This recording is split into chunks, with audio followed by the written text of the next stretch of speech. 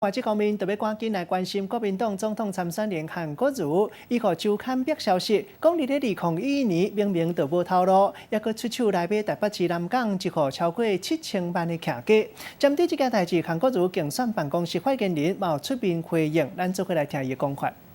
那接下来想问那个韩市长，他被爆料说在南港有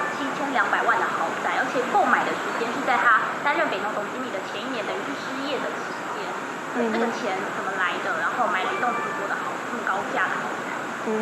其实这个很简单，因为就是我昨天在知道这个事情之后呢，也有去